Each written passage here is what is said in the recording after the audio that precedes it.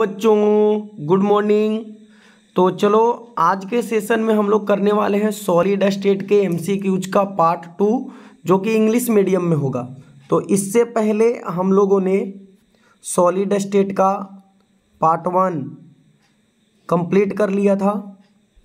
तो उसमें हम लोग कुछ क्वेश्चन किए थे और बचे हुए क्वेश्चन को इस वाले वीडियो में हम लोग कवर करेंगे। ठीक है, तो इसमें सारे वही क्वेश्चन हैं जो आपके बोर्ड के एग्ज़ाम के लिए और अदर एग्ज़ाम के लिए बहुत ही इम्पोर्टेंट है। तो बच्चों वीडियो को बिल्कुल स्किप मत करना और शुरू से लास्ट तक देखना, ठीक है। और अच्छा लगे तो लाइक भी करना ताकि मुझे भी मोटिवेशन मिले, ताकि आपके लिए इसी तरह का वीडियो बनाता रहूं, ठीक है। तो बढ़ते हैं और देखते हैं इसमें फर्स्ट क्वेश्चन, ठीक है। तो देखो, और ना सिर्फ हम लोग इसमें जितना क्वेश्चन है वो करेंगे, बल्कि इससे रिलेटेड जितने भी और क्वेश्चन बन सकते हैं तो वो भी मैं आपको बताऊंगा। और जितने भी एक्स्ट्रा फैक्ट होंगे, जितने भी फार्मूला होंगे, जितने भी एग्जाम्पल्स होंगे, वो कोशिश करेंगे कि सब कुछ आपको बताया जाए। तो इस वीडियो को और इससे पहले जो सॉलिड स्टेट का पहले वाला वीडियो आया है, उन दोनों को देखने के बाद आप इस चैप्टर को लेकर 110% श्योर रह सकते हो कि इससे बाहर कोई भी क्वेश्चन आपके एग्जाम में नहीं आएगा, ठीक है। तो चलो स्टार्ट करते हैं। देखो फर्स्ट क्वेश्चन है, व्हाट इज द कोऑर्डिनेशन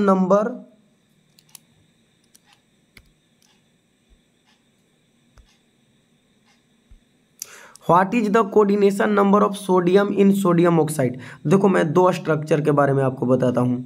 इस तरह का दो स्ट्रक्चर हम लोग पढ़े हैं। एक होता है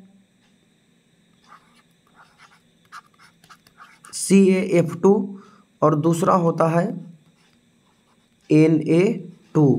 तो इसे हम लोग बोलते हैं बच्चों फ्लोराइट स्ट्रक्चर, फ्लोराइट स्ट्रक्चर, और इसे बोलते हैं anti fluorite,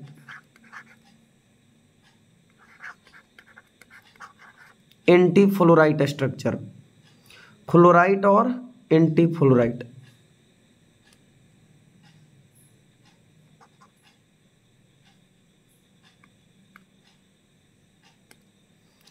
anti fluorite, fluorite structure. तो इसमें ध्यान देना यहाँ पे कि जो फ्लोराइट स्ट्रक्चर है इसमें कैल्शियम का आपका कोऑर्डिनेशन नंबर होगा, कैल्शियम का कोऑर्डिनेशन नंबर वो होगा 8 और फ्लोरीन का कोऑर्डिनेशन नंबर होगा 4। और यहाँ पे एंटी फ्लोराइट में आपका सोडियम का कोऑर्डिनेशन नंबर होगा बच्चों 4 और ऑक्सीजन का कोऑर्डिनेशन नंबर होगा 8, याद रखना।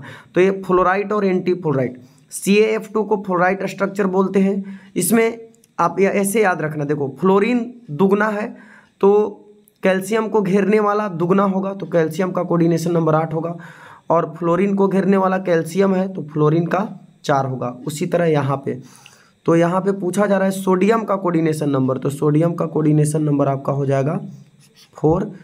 यहाँ पे बी ऑप्शन सही है। Next question, which of the following oxide show electrical property like metal.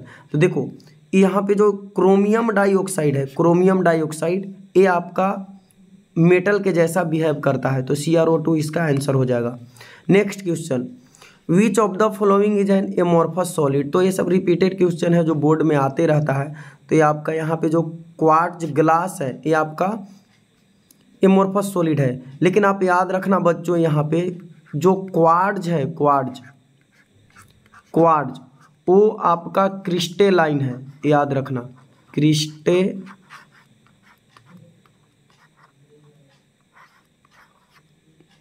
Crystalline है। जबकि इसमें अगर क्वार्ट्ज ग्लास बोल दिया जाए, क्वार्ट्ज ग्लास, तो ये फिर आपका हो जाता है amorphous,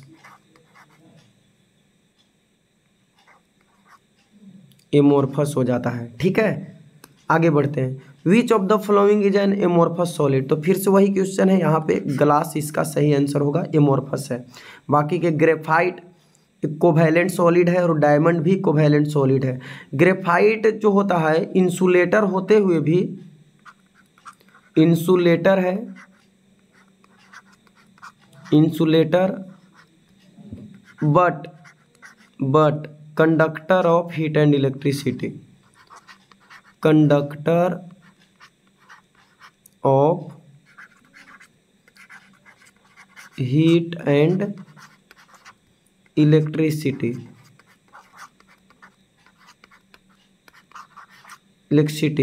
due to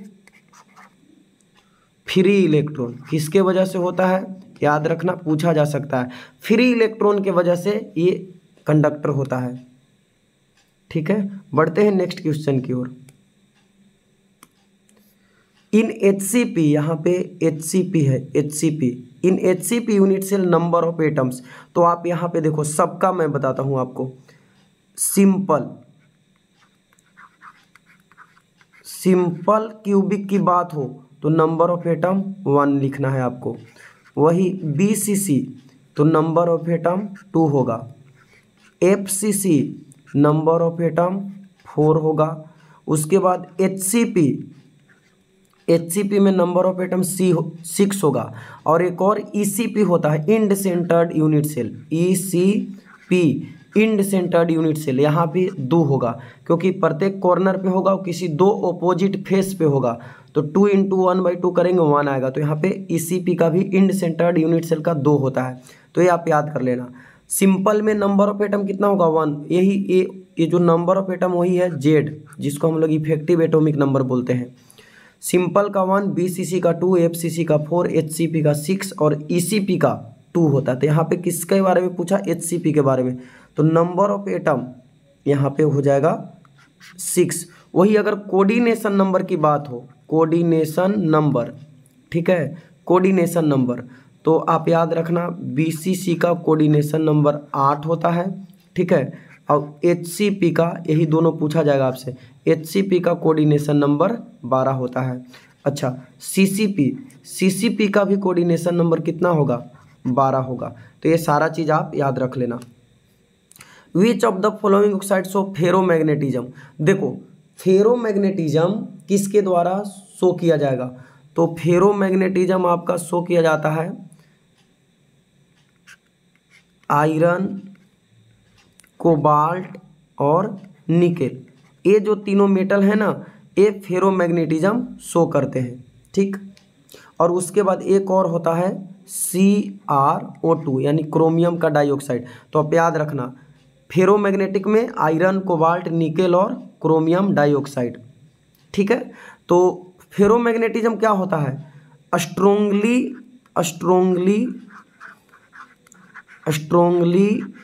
attracted by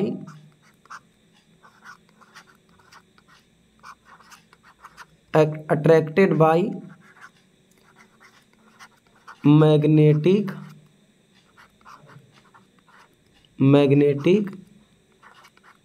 field. तो ये फेरोमैग्नेटिक जो सबस्टांस होते हैं वो मैग्नेटिक फील्ड के द्वारा स्ट्रोंगली अट्रैक्ट होते हैं। और ये आयरन, कोबाल्ट, निकेल और क्रोमियम डाइऑक्साइड। तो यहाँ पे आपका आंसर हो जाएगा chromium dioxide. Next, percentage of free space in BCC unit cell. तो देखो, मैं सबका बताता हूँ। सिंपल,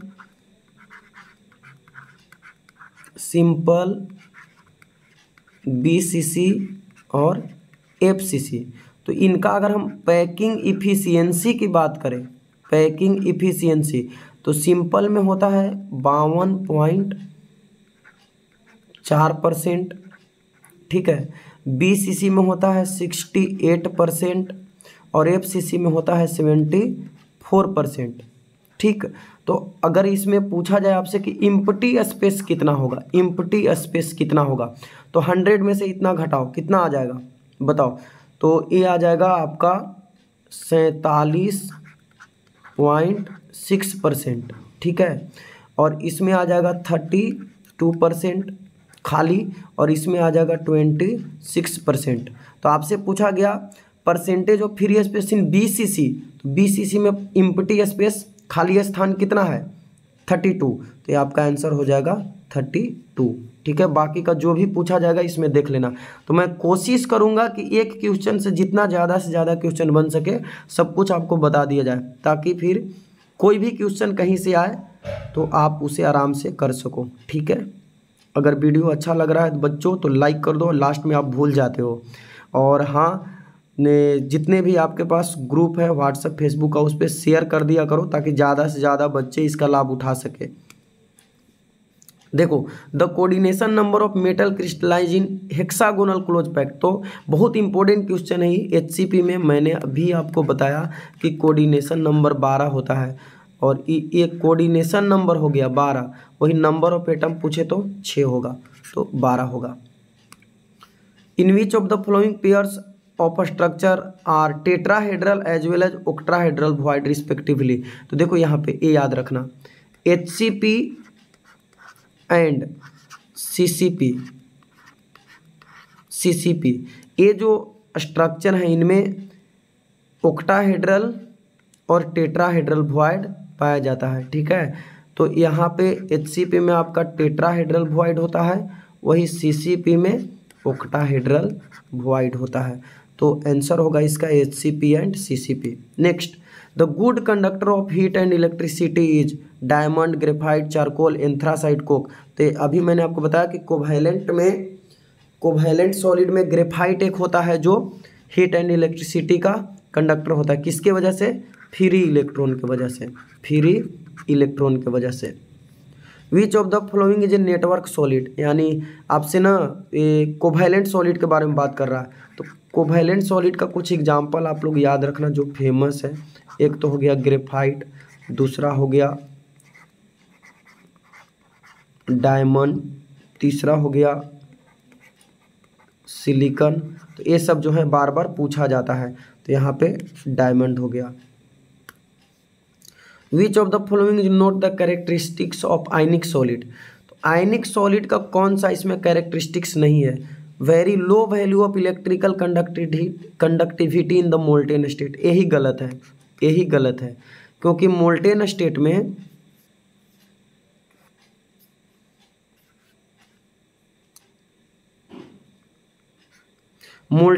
में एक अच्छा कंडक्टर होता है। हाँ, सॉलिड स्टेट में इंसुलेटर होता है आयनिक सॉलिड, लेकिन जैसे ही मोल्टेन स्टेट और एक्वस सॉल्यूशन, तो जो आयनिक सॉलिड है, आयनिक सॉलिड गुड कंडक्टर होता है, good conductor in molten state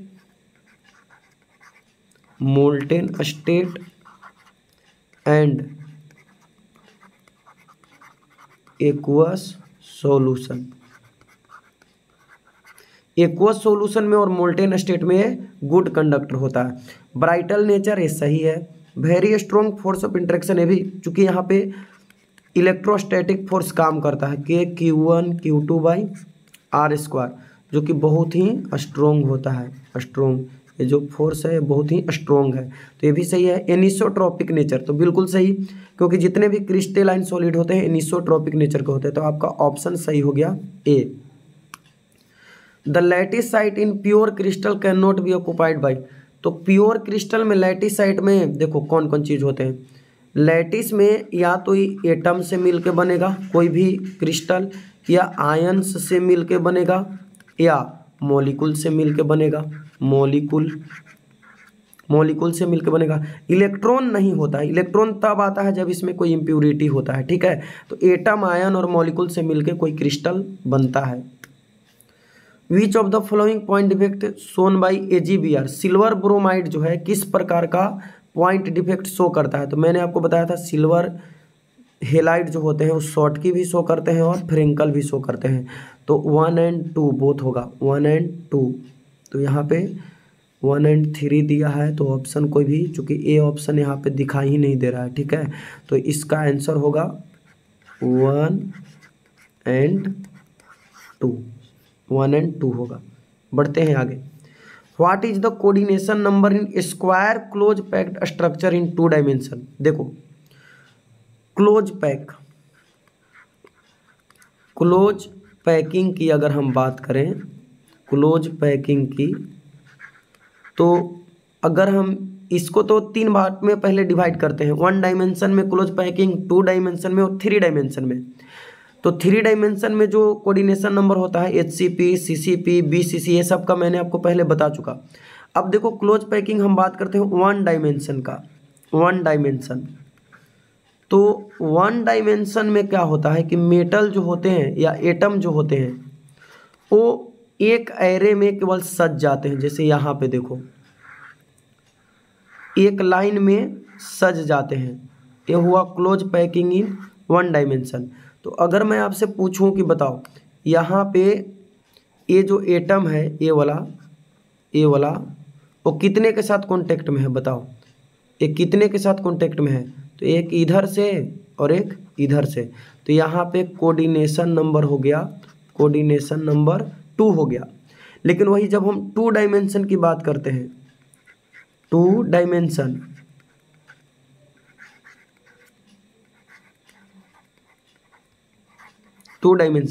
तो ये 2 प्रकार के हो जाता है, ठीक है। एक हो जाता है स्क्वायर, अब एक हो जाता है हेक्सागोनल।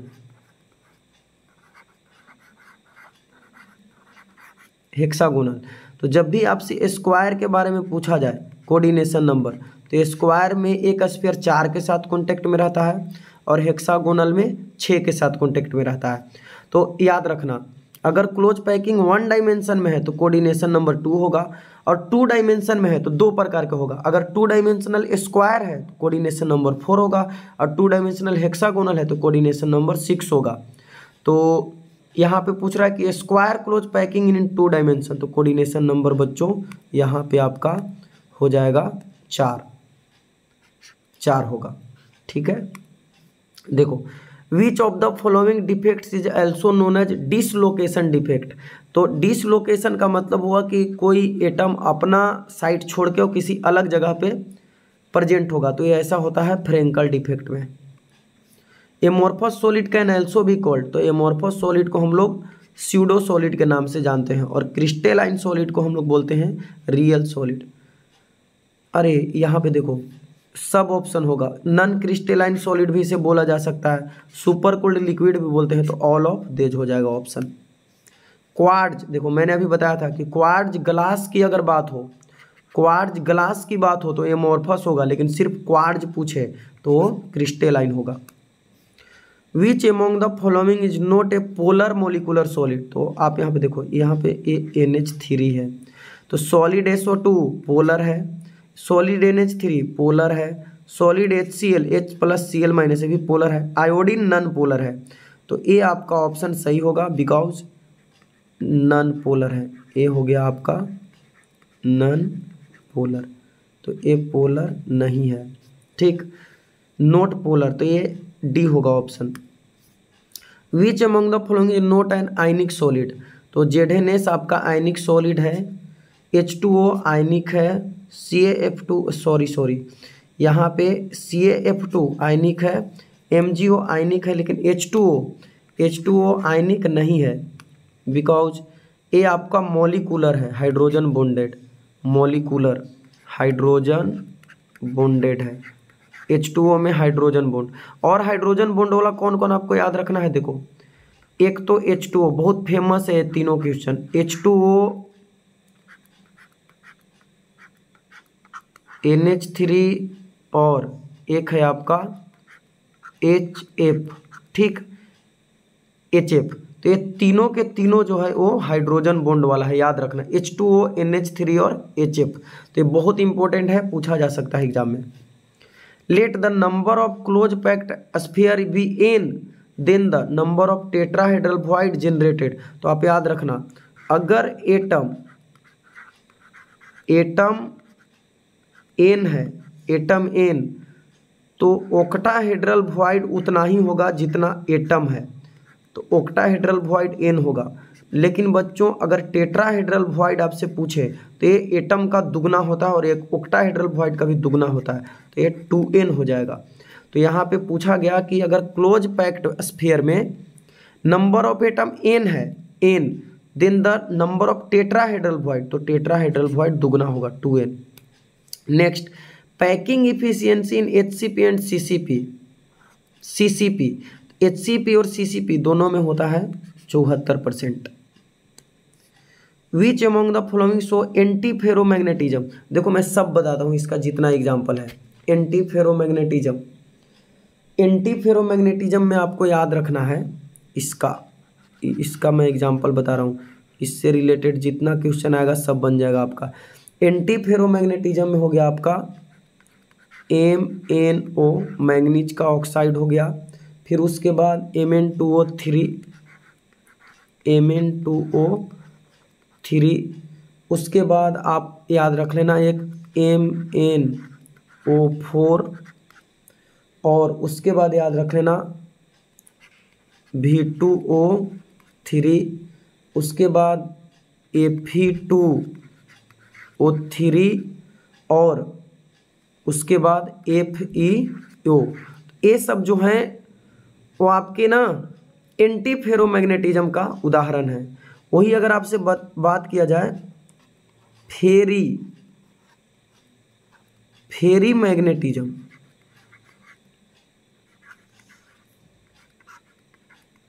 फेरी मैग्नेटिक का बात किया जाए तो फेरी मैग्नेटिक में आपको याद रखना है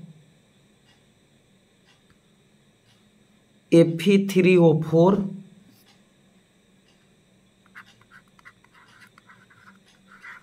Fe3O4,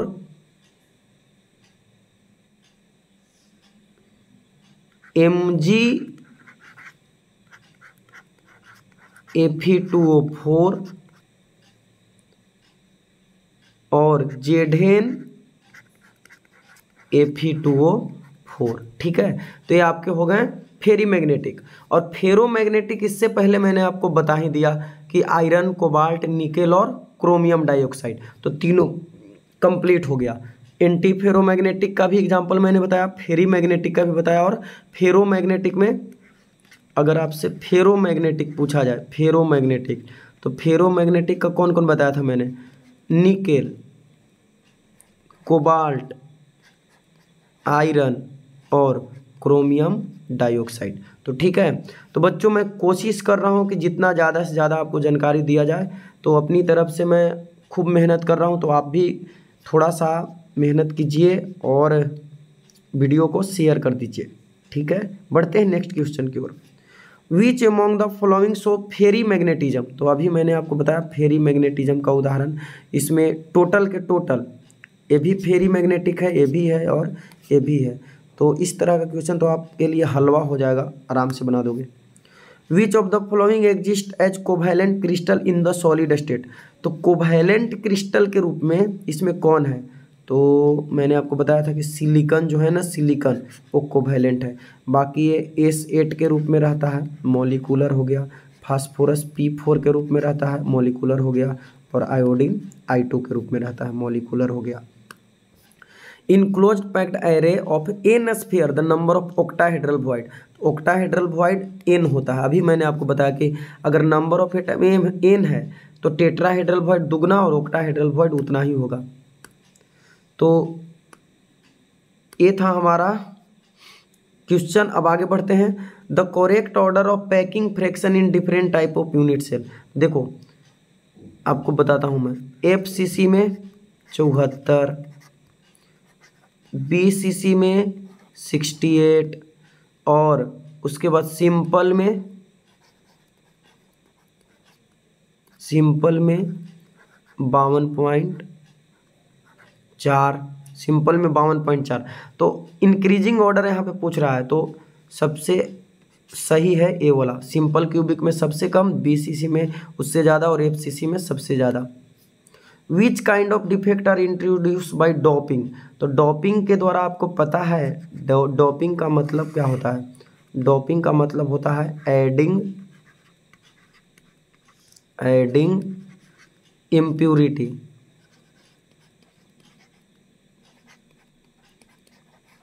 एडिंग इम्प्यूरिटी, और इम्प्यूरिटी दो तरह का ऐड किया जाता है, ट्राईवैलेंट और पेंटावैलेंट। ट्राईवैलेंट ऐड करते हो तो पी टाइप सेमीकंडक्टर मिलता है, और पेंटावैलेंट ऐड करते हो तो एन टाइप सेमीकंडक्टर मिलता है। ठीक है, तो यहाँ पे डोपिंग से किस प्रकार का डिफेक्ट उत्पन्न होता है, तो डिसलोकेशन, शॉर्टकी, फ्रेंकल, इलेक्ट्रॉनिक, तो यहाँ पे इलेक्ट्रॉनिक डिफेक्ट काउज होता है। Which of the following is true about the charge acquired by P type semiconductor. P type में पॉजिटिव चार्ज होता है और निगेटिव चार्ज कहाँ होता है, एन टाइप में। एन टाइप में निगेटिव चार्ज होता है। Graphite is good conductor of electricity due to presence of, मैंने अभी आपको बताया था कि फ्री वैलेंस इलेक्ट्रॉन के कारण ही ग्रेफाइट गुड कंडक्टर होता है। Which of the point defect changes the density of corresponding solid, तो यहाँ पे देखो शॉर्टकी डिफेक्ट के कारण डेंसिटी चेंज होता है, क्योंकि यहाँ पे equal number of cations and anions are missing. तो ये शॉर्टकी डिफेक्ट का ये बात है कि इसमें इक्वल नंबर ऑफ केटायन और एनायन अपने लैटिस साइड से गायब हो जाते हैं, तो इसीलिए डेंसिटी कम हो जाता है। Next, which among the following is not a characteristics of amorphous solid, तो आइसोट्रोपिक तो ये होता है, एनिसोट्रोपिक नहीं होता है, इरेगुलर शेप होता है, they do not have definite enthalpy of fusion, ये भी सही है, तो इनका कोई डिफिनिट मेल्टिंग पॉइंट और इंथैल्पी ऑफ फ्यूजन यानी गलन की जो उष्मा होती है वो फिक्स नहीं होती है, तो इसीलिए आपका सही आंसर हो गया B. The coordination number of close packing in one dimension, तो वन डायमेंशन में बताओ, वन डायमेंशन में कोऑर्डिनेशन नंबर अभी मैंने आपको कितना बताया, 2 बताया, 2। इस तरह से एटम अरेंज रहेंगे यहाँ पे, तो कोऑर्डिनेशन नंबर 1 का 2 ही होगा। Diamond is crystalline solid, amorphous solid, poly crystalline solid, pseudo solid, तो अगर आपने वीडियो को अच्छे से देखा है तो मैंने इसके बारे में पीछे बताया है, तो इसका जवाब आप कमेंट में बताओगे और सारे बच्चे कमेंट जरूर करेंगे। ठीक है, तो मुझे पता चलेगा कि आप मेहनत कर रहे हो और वीडियो को लास्ट तक देखा है। ठीक है, नहीं तो फिर मैं वीडियो बनाना बंद कर दूंगा। तो सारे बच्चे इसका जवाब देंगे कि डायमंड क्या है, क्रिस्टलाइन सॉलिड है, एमोर्फस सॉलिड है, कि पॉली क्रिस्टलाइन सॉलिड है, कि स्यूडो सॉलिड है, तो इसका जवाब आपको कमेंट में देना है, कमेंट में। ठीक है, तो थैंक्स फॉर वाचिंग, मिलते हैं नेक्स्ट वीडियो में। अगर अच्छा लगा हो बच्चों तो लाइक कर दो और शेयर भी कर दो। ठीक है, और मिलते हैं। आपका सॉलिड स्टेट कंप्लीट हुआ, अब नेक्स्ट वीडियो आएगी सॉल्यूशन चैप्टर पे। ठीक है, तो थैंक्स फॉर वाचिंग।